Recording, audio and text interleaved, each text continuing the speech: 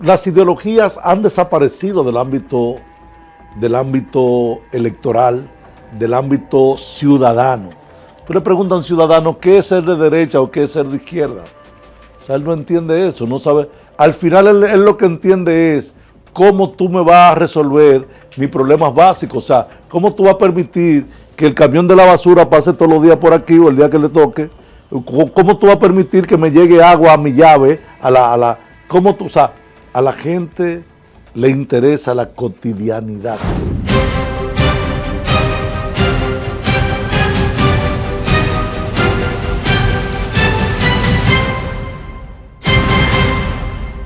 El hijo de don Pancho y doña Fela, en nombre de nuestro grupo de comunicación El Demócrata, darle la más cordial bienvenida una vez más a esta propuesta. Estamos en Navidad, despedida ya de este año 2024. Pasamos revista al ámbito internacional y también una mirada hacia Haití. Leonardo Gil, consultor, politólogo, gran amigo, analista, escritor de nuestro grupo de comunicación y bueno, una vasta experiencia a nivel local e internacional con campañas políticas. Leonardo, un gusto. Bueno, el gusto es mío.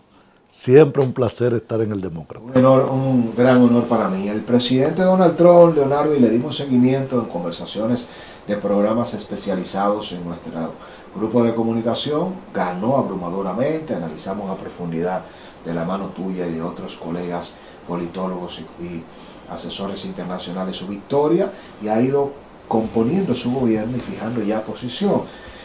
Vemos también muchas decisiones aceleradas, cuestionadas del presidente saliente Joe Biden.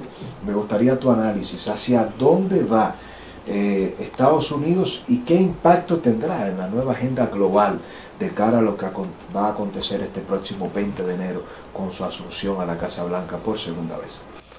Bueno, yo creo que Estados Unidos con Trump estará probablemente concentrándose más en la política interior que la exterior, sin abandonar sus puntos estratégicos en la geopolítica global.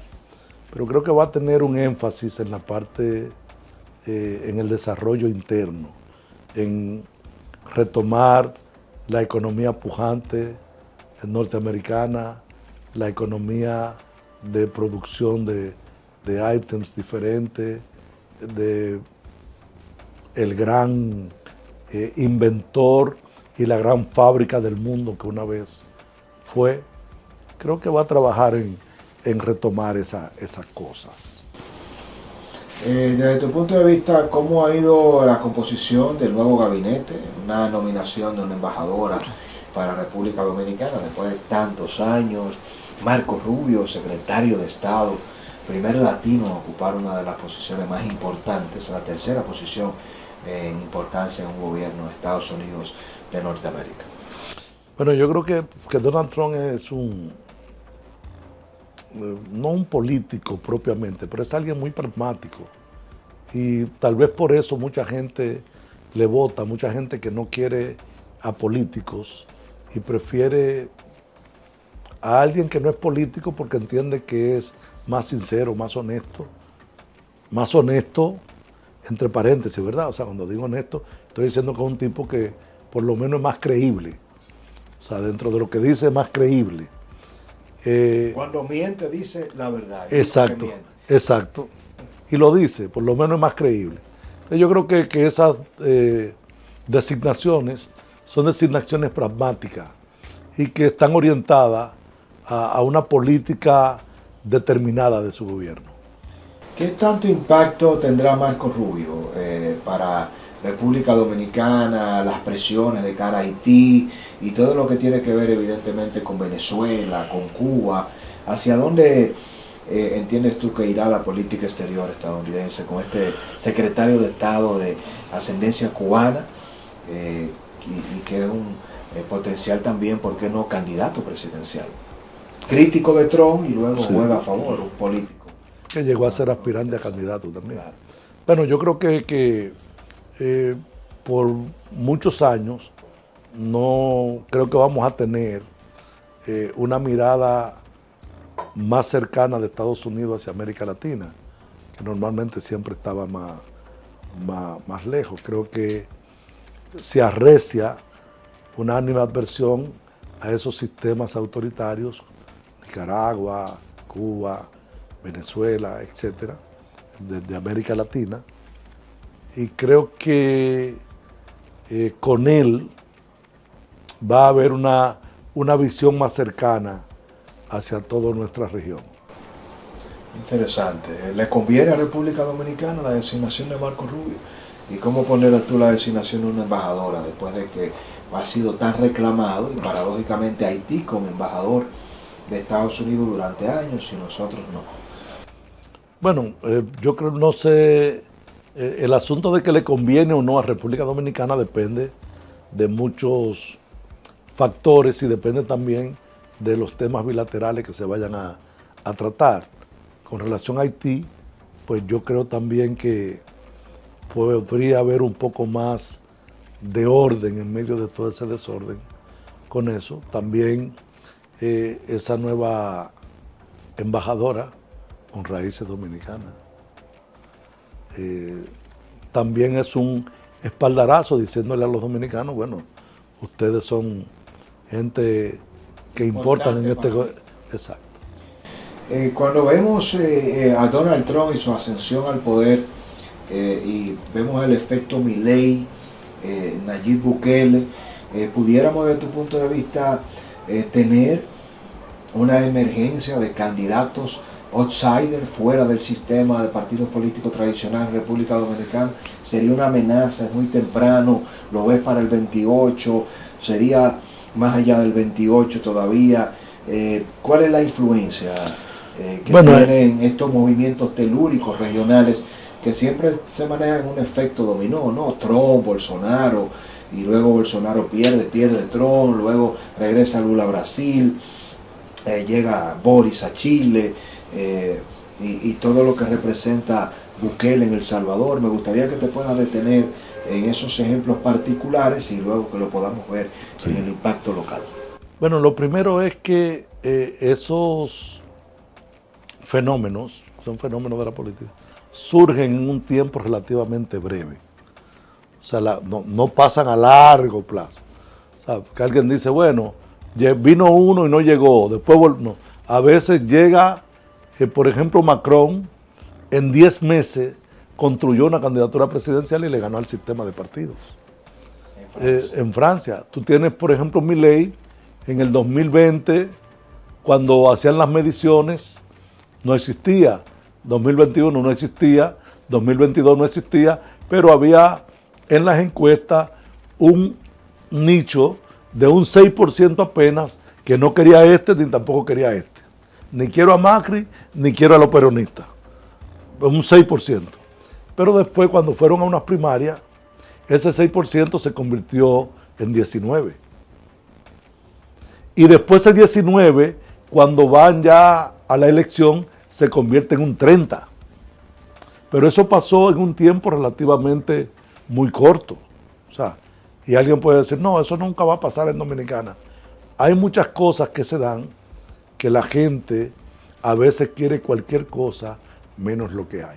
Y si aparece alguien que encarna esa cualquier cosa, entonces lo que hay está en peligro. Interesante. Cuando evaluamos de manera particular el futuro de ese modelo, de cara a Nayib Bukele, ¿cómo evalúas a Bukele en la distancia y el fenómeno que ha sido también más allá del Salvador? Bueno, fíjate lo interesante. En Argentina el problema básico eran dos. La inflación, Milei dio su fórmula de cómo enfrentar la inflación, y la devaluación del peso. Y él buscó dos fórmulas que la gente... Bien. En El Salvador, el mayor problema era la inseguridad. Y la delincuencia, la criminalidad. Entonces, la inseguridad en todos sus ámbitos, la criminalidad. Y Bukele prometió resolver ese problema, o por lo menos mitigarlo. Y es lo que ha hecho. Para eso ha tenido que recurrir a muchas cosas que alguien dice, bueno, es ilegal. Bueno, a lo mejor era ilegal, pero él la legalizó, porque hizo un marco de ley donde ya está legal, por decir algo. Entonces, ¿y qué pasa con eso? Que tú vas y mides a Bukele y el 90% del Salvador apoya a Bukele. Porque a la gente le interesa quién le resuelve su problema. Tú dices, bueno acá, pero Donald Trump es un tipo que ha sido convicto, que ha sido juzgado, que ha sido condenado. Sí, a mí no me importa eso, a mí lo que me importa es que él tiene el carácter para resolverme mi problema. Entonces a la gente al final le interesa es su metro cuadrado. Yo me acuerdo en el 2015 que estábamos trabajando en Nuevo León, en México, y teníamos un candidato, Jaime Rodríguez Calderón, el Bronco, donde ya nosotros estábamos ganando en las elecciones. Y nos sacaron unos videos y unos audios que se lo mandaron a todos los celulares de Nuevo León, donde hablaban de que el Bronco era un golpeador de mujeres, de que el Bronco era machista, etc. Y ustedes saben lo que pasó, que ya la ola estaba formada y todos dijeron, a mí no, no es un padre que yo quiero ahí, es un hombre. O sea, fíjense bien, no es un cura que yo quiero. O sea, llega un momento en que ya nada detiene eso. Entonces, la gente quiere a alguien que les resuelva sus problemas básicos o lo que ellos entienden que puede proteger a su metro cuadrado. Y eso es lo que hacen. Cuando vemos ese panorama precisamente de grandes resolutores, de ejecución... Me tomo un poquito de café, Francisco. Vemos un poco el tema... Brindamos. Salud, Leonardo. Salud. Salud. Qué bueno, colado por doña Fela. Gracias, doña Fela. Vemos un poco el contraste entre Milei y Bukele. Me gustaría que puedas analizar a Milei. ¿Habrá Milei para largo? ¿Podría Javier Milei en Argentina convertirse en un modelo que de alguna manera u otra, guardando la distancia, como lo hizo Chávez con la Gran Colombia, con el ALBA, con Petrocaribe, pudiera Milei comenzar a influir en muchos de los países de la región? Bueno, yo creo que son entornos diferentes. Cuando cambia el entorno, cambia la estrategia. Entonces son estrategias diferentes en cada una de ellas. Yo creo que Milei es menos político que Bukele, más impulsivo, estalla más fácil, es un hombre que es difícil tú ponerle el bloque de hielo en la cabeza y eso lo va a hacer cometer muchos errores. Cometerá muchos errores que hoy la gente, por cómo está en Argentina, como ha estado, probablemente le soporta muchos errores comunicacionales que comete. Puede ser que cuando ya eso esté estabilizado, pues ya no. Ahora queremos otra cosa. Ya llegamos hasta aquí. Entonces, no creo que él tenga la ambición política de formar un Mercosur, por ejemplo, pero sí de transformarlo y orientarlo. Creo que si Milei logra el milagro argentino, porque sería un milagro argentino, creo que sería un modelo que muchos van a querer imitar y van a querer hacer en muchas partes del mundo. Milei probablemente será el primero. Lo que está haciendo por el momento está logrando la menor inflación en mucho tiempo. Sin embargo, al mismo tiempo está logrando el mayor estancamiento económico en mucho tiempo. O sea, hay una cosa buena, entonces hay que ver cómo él puede salir de eso. Si lo logra, será imitado por muchos. Cuando nos vamos a Colombia, quedarnos en Sudamérica, entonces me gustaría que puedas contrastar esa visión de un gran conservador, ultraderechista, antisistema, como Javier Milei, versus antiestado, disruptivo totalmente, con Gustavo Petro en Colombia, y quizás unir por separado, pero en un mismo bloque, la visión de Lula, con su PT y su regreso en una segunda ola a Brasil. Fíjate lo interesante, lo último que mencionaba de Brasil, en Sao Paulo ganó un ultraderechista. Entonces tú dices, ven acá, uno del grupo de Bolsonaro. Okay. Pero ganó ahora, recientemente. La alcaldía. Exacto, recientemente. Entonces, fíjense cómo el mundo o el ser humano se va moviendo. En toda Europa, tú te encuentras en Alemania que la ultraderecha vuelve. Pero ¿cómo es posible? O en Italia, que la ultraderecha, pero ¿cómo? O sea, ¿qué está pasando? O sea, lo que pasa, o en Argentina, qué sé yo, lo que pasa es que al final, las ideologías como tales, tú te preguntas qué es ultraderecha o qué es ultraizquierda, y te das cuenta que temas de la izquierda lo menciona la derecha y temas de la derecha te lo menciona la izquierda. Por ejemplo, te decía, de repente Donald Trump habla de la migración y de repente Kamala también habla de la migración. O sea, bueno, no te lo creo a ti porque yo se lo creo a él más que a ti. Pero los dos como que se van fundiendo. Sí, porque son promesas electorales, ¿no? Exacto. Esa gran promesa electoral, lo que quiere el estadounidense es lo mismo que quiere el dominicano, guardando la diferencia. ¿Qué queremos los dominicanos? Que no hayan haitianos ilegales. ¿Qué quiere el estadounidense? Que no haya ni un dominicano, ni un guatemalteco, ni un tico, ni un salvadoreño ilegal. Es decir, la migración ilegal no la apoya ningún nacional, ningún ciudadano, no importa cómo se llame. Y por eso los demócratas, a pesar de que eran una corriente de pensamiento y doctrina liberal, Barack Obama se convierte en el presidente que más expulsa, que más inmigrantes ilegales, con todos y los dreamers y los soñadores, que es un programa que él crea, el que más deporta es Obama. Y el que mantiene el título 47 en Estados Unidos es Biden. Es una iniciativa de Trump que le niega la oportunidad por primera vez en la historia a cualquier migrante en territorio estadounidense que no pueda solicitar asilo, que no tenga que ir a un proceso administrativo en la justicia estadounidense para que se le decida si puede permanecer o no en el territorio, es decir, para atrás. Pero mientras lo hacen los americanos, Trump y Biden, entonces le quieren negar la oportunidad a República Dominicana de que lo practique. Ahora, ¿dónde está el asunto, Francisco? La contradicción de la contradicción. Sí, el asunto está que el mensajero forma parte del mensaje. Explícate. Eso significa que depende quién lo diga, la gente lo cree o no.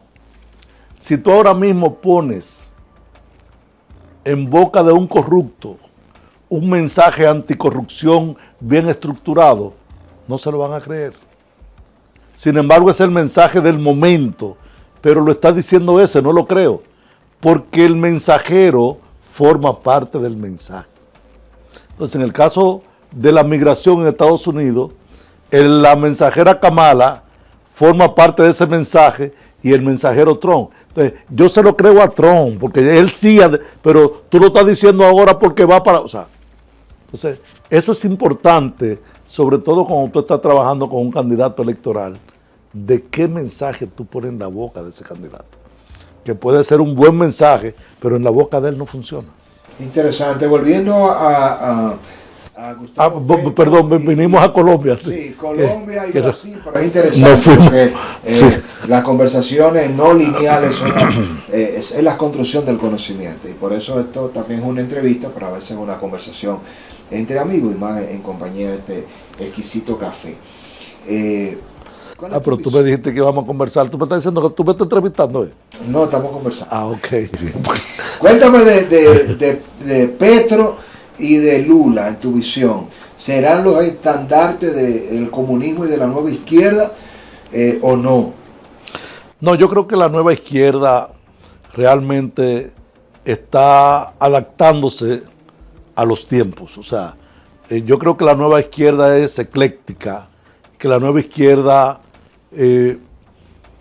porque las ideologías, como tú me dices, acá, las ideologías han desaparecido del ámbito electoral, del ámbito ciudadano.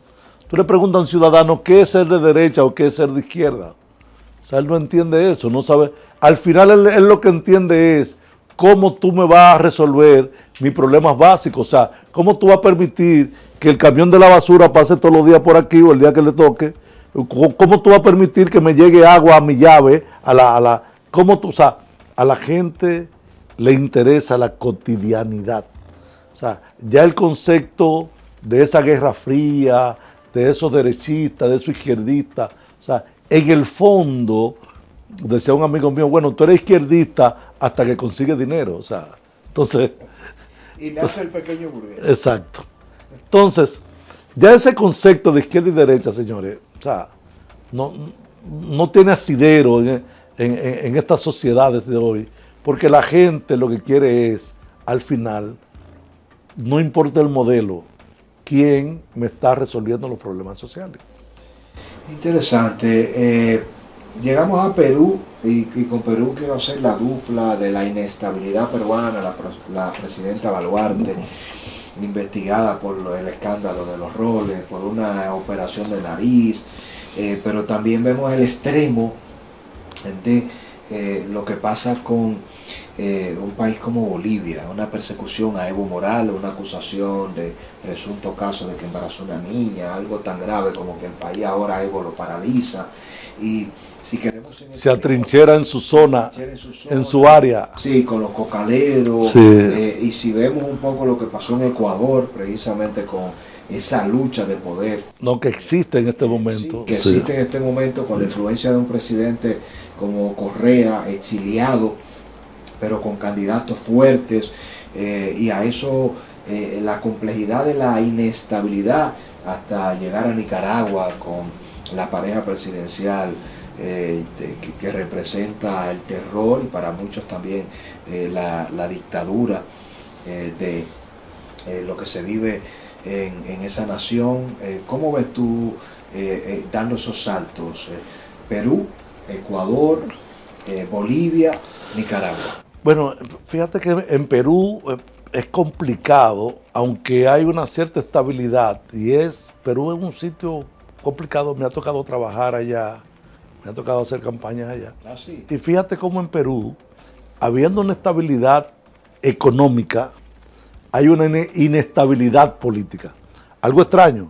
O sea, el país crece. Pero en Perú, por ejemplo, no hay partidos políticos. En Perú se arma un Ventú y de repente viene un partido y surge. O sea, entonces tú tienes por otro lado una justicia potente, capaz de destronar presidente y encarcelarlo. O sea, entonces, no, todavía, digamos como que no está a la par la parte económica, la parte institucional y la parte política. Algo extraño. Es un caso extraño Perú.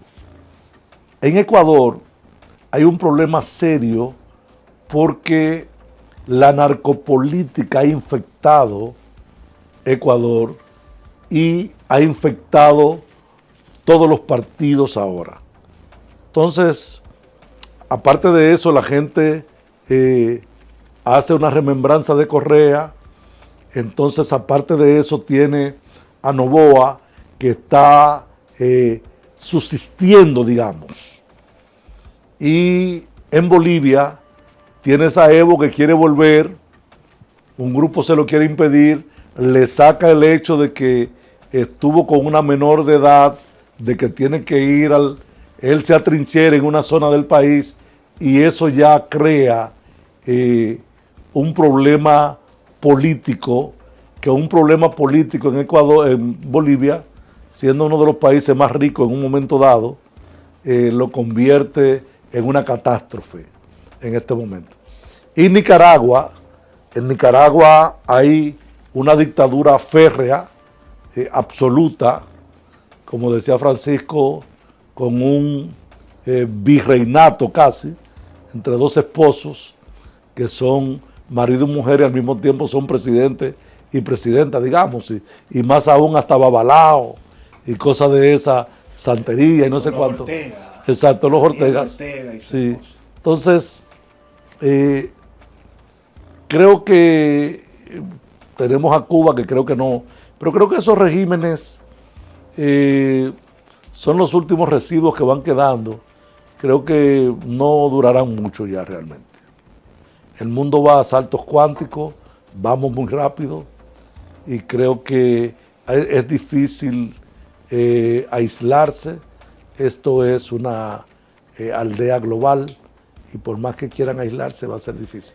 Y con Rubio a la cabeza, creo que eso se va a acelerar. Se va a acelerar, sin lugar a dudas, porque es anticomunista, anti-China, anti todas estas expresiones sociales. No, se nos queda en este interesante recorrido, Leonardo, muchas localidades, pero no podemos cerrar la conversación sin evaluar el gran conflicto, la gran incógnita a despejar, que es Venezuela.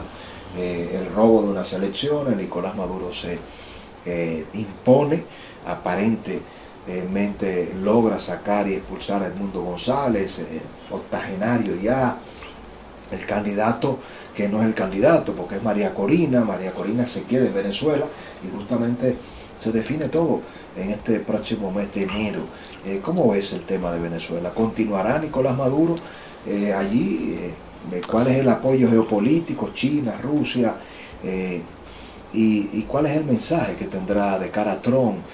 ¿Podrá Trump también, y Marco Rubio, que es una persona que le ha tocado muy de cerca este tema, y analizando a Venezuela tenemos que necesariamente ver la crisis energética de combustible, política, económica de Cuba, y en la misma medida en que Venezuela, y alimentaria de Cuba, en la misma medida en que Venezuela ha entrado en una crisis profunda, lo ha hecho Cuba, porque Venezuela se ha convertido en los últimos quizás 20 años, sin lugar a duda, en el tanque de oxígeno cubano, y Marco Rubio irá también tras Venezuela. Pero ¿cómo lo ves tú? Bueno, yo creo que el usurpador Maduro está atemorizado. Ha despedido, ha votado varios de sus colaboradores cercanos, se está permeando su entorno. Creo que está asustado. Creo que Edmundo ya designó su gabinete, designó su plan de gobierno en los primeros 6 días. Está por ver cómo llegará a Venezuela, qué pasará cuando llegue. Probablemente mucha gente que está con Maduro hoy a lo mejor ya no lo esté, y sea su misma gente quien hagan preso a Maduro.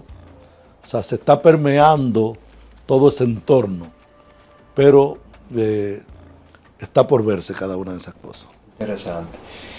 ¿Cuál es tu visión, finalmente, Leonardo, de Haití y República Dominicana? La comunidad internacional, los kenianos, la inestabilidad de Haití. Mucha gente habla de un gran fracaso del rol vinculante de Naciones Unidas, de la Organización de Estados Americanos, OEA, la presión injusta que se le hace a República Dominicana. ¿Cuál es tu lectura de la crisis haitiana desde el punto de vista de la banda, de la criminalidad, del estatus político y de todo el esfuerzo que hace República Dominicana y el gasto militar que cuesta Haití para que nosotros podamos tener por lo menos la garantía de dormir tranquilo? Porque el día menos pensado puede pasar lo peor para nosotros.